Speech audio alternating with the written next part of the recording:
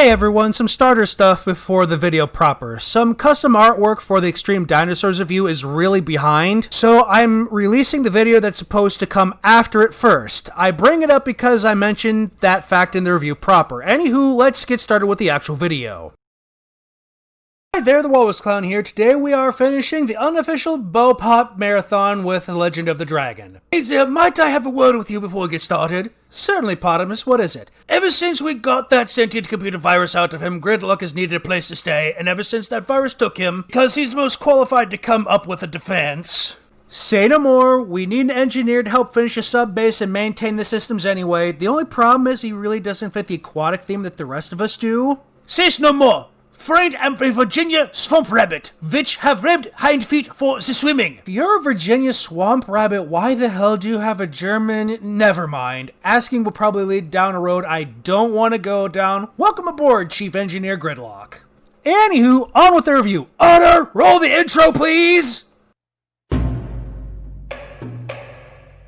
Now on to the technicals and the premise. Legend of the Dragon is an animated series consisting of a 26-episode first season, followed by a second season consisting of 13 episodes for a total of 39 episodes. It was produced by B&K and premiered on October 2006 as part of the Jetix block on Toon Disney. Subsequently, the two-part premiere, Trial by Fire, was shown as a Jetix blockbuster on ABC Family in August before all Jetix programming moved to Toon Disney.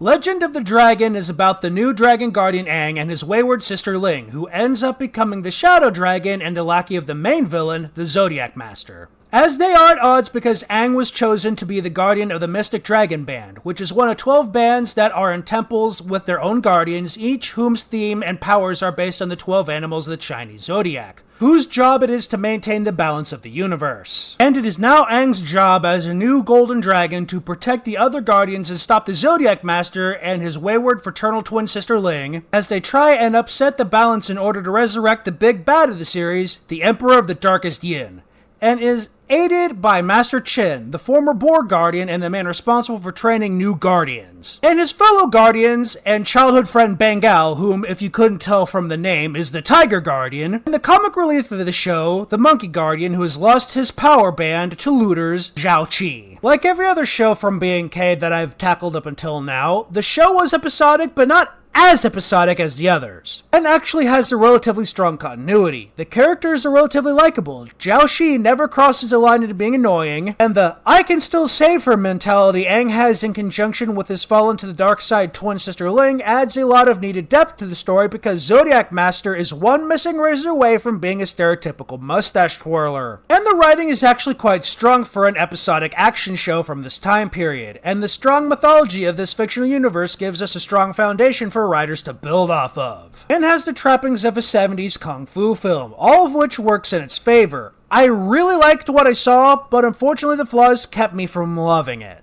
There are some really big problems here. The animation during the fight choreography, when they're not doing DBZ beam fights, they do this weird slow down thing to try and hide how choppy the animation is. But that just makes things boring, and as for the rest of the animation, well, anyone who's ever been subjected to Mortal Kombat the animated video will recognize this type of 2D animation real quick. If this was a storybook adaptation for small children or a live-action narrator telling fairy tales like Goldilocks and the Three Bears, then it would work fine because it looks like storybook pictures. But for an action cartoon, I'm sorry, but it just does not work. Now for the voice acting. The main cast is fine, but the voice acting for the one-off characters was bad and flat out fell into racial caricaturing a few times. And if your only knowledge of the Chinese zodiac is what the 12 animals are and nothing else, you will get lost and confused by episode 3. Knowing the personality matchups and elemental correspondence of each animal, and that there are month and hour signs that also correspond to the 12 animals in addition to the year sign are all things that it expects you to know going in. Another pet peeve of mine that shows up here is when a show does a lazy intro with just music and no actual song. with random clips from season 1. It's lazy, does nothing to explain the premise of the show, the characters, or anything else the show's intro is supposed to do. I swear that they just took the public domain intro from the Tales from Around the World that fail us reviews sometimes, remix it to have a chord or two that make it seem more stereotypically Asian, and called it a day. I'm going to go ahead and risk dealing with the copyright bullshit and play a snippet. Here, just take a listen.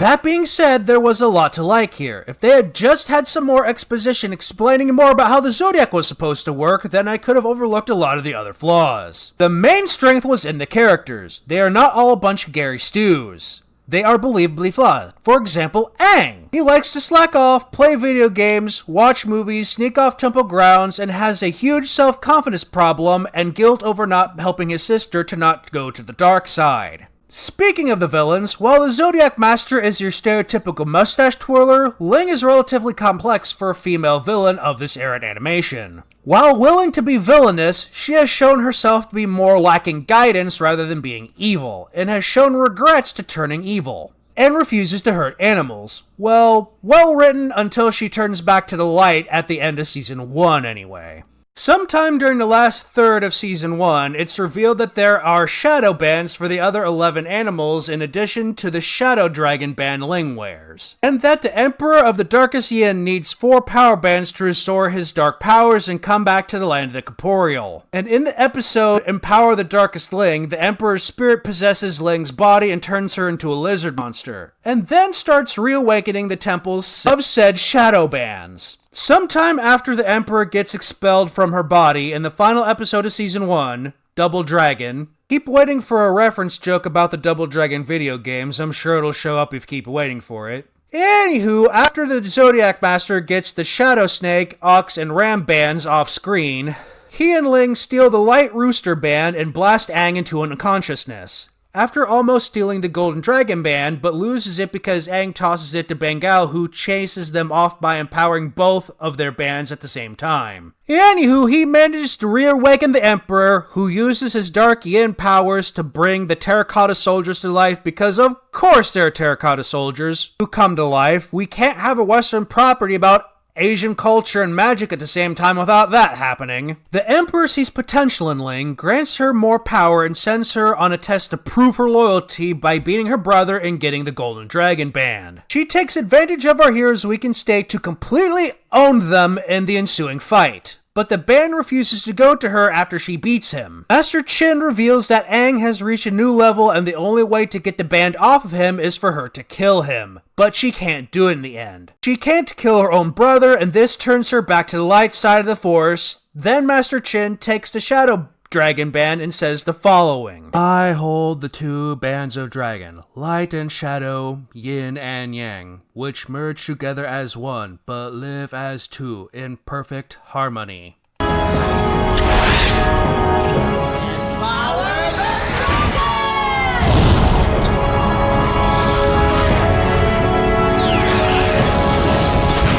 That's right, everyone. The episode title was literal. Both of them are now golden dragons because now the 2 bands are in balance with each other because now the 2 siblings are in balance with each other again. Anywho, they go with several other temple guardians to the Emperor to try and blow him up with DBZ beams from their own power bands, but fail. He flies off, and that takes us into Season 2. Here, it simultaneously gets both better and worse at the same time. First, the good. The story starts to take itself more seriously. The overarching story is that they need to stop the Emperor and his resurrected sister, Yin Wei, guardian of the Shadow Rat, from getting the other Shadow Guardians and tipping the balance and ruling the world. And now for the bad. The animation has taken a nosedive straight into shot-to-shot continuity errors, most common being that the bands magically disappear and reappear. And we all know how well I handled that kind of screw-up when Vaporman's sleeves kept disappearing and reappearing. Not to mention the fight choreography. We went from martial arts with occasional laser beams and other associated band-specific powers to straight up just using laser beams. It's lazy as hell. Anywho, they turn Zhao Shi, the guardian of the Monkey Temple, into a literal monkey, and keep him that way and replace him with Keiho, guardian of the Shadow Wolf, who is the yin counterpart to the dog, and is meant to be Ling's fry for the rest of the series, which stands for forced romantic interest for those not in the know. And Yang hates him because he's a lone wolf. Get it?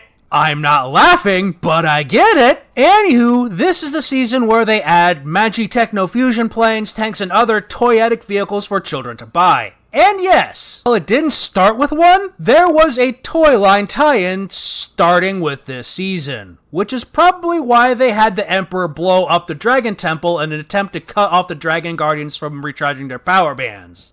Only for them to use Mystic Mumbo Jumbo to find the Shadow Dragon Temple in an underwater cave under Alcatraz Island, and use more Mystic Mumbo Jumbo to turn it into a balanced temple of the Double Golden Dragon, and use that as an excuse to move the show's location from Hong Kong to San Francisco. And now instead of being on the Asian continent, they world hop for various reasons. Like with Season 2, Episode 4, Cats, Dogs, and Dragons, which takes place in Egypt, where the Emperor uses a magic MacGuffin to resurrect the cat goddess Basset, and orders her to kill the Guardians, only for Aang to get the MacGuffin away from the bad guys after a game of Keep Away, and gives it back to Basset in order to free her. And it's revealed that Basset was the original Tiger Guardian, and that Bengal was chosen to be the current Tiger Guardian because she is a direct descendant of the cat god. They'd never do anything with this, so what was the point? In the end, the Emperor has to get something called the Heart of the Black Dragon, which is the heart of a dark dragon that the original Guardians defeated and hid his immortal heart on Alcatraz somewhere. The Emperor and his sister use it to fuse and become the new Dark Dragon, and after some padding where they try to find the light Yin Dragon heart that totally exists because this show has a lot of yin-yang symbolism if you couldn't pick up on that. Anywho, the twins realize that the heart exists within them, and they fuse into a red and gold two-headed dragon. Beat the evil dragon, but the Emperor and his sister escape with the heart. And we get some teasing for a third season that never came, and Zhao Qi is still a monkey for some reason. Seriously, what was up with that? Turning him into a monkey didn't add anything to the show. Did they just not want to pay his voice actor anymore or something? More than any show I've reviewed, this deserves a reboot. They wouldn't even have to rework that much. Just add some more exposition explaining how the expanded Zodiac mythos works. Don't turn Zhao Qi into a monkey, actually have him get his band back and completely rewrite the second season, and there you go. And I know this being an animation-focused review channel, this is going to sound blasphemous, but I actually think this should be remade as a live-action American tokusatsu show. The power band activations are basically their own Power Rangers-esque morphing sequence anyway. Come on, Netflix, make it happen. Anywho, I'm the Walrus Clown, and the top 12 Frank Welker's Roses next. See you then, everyone.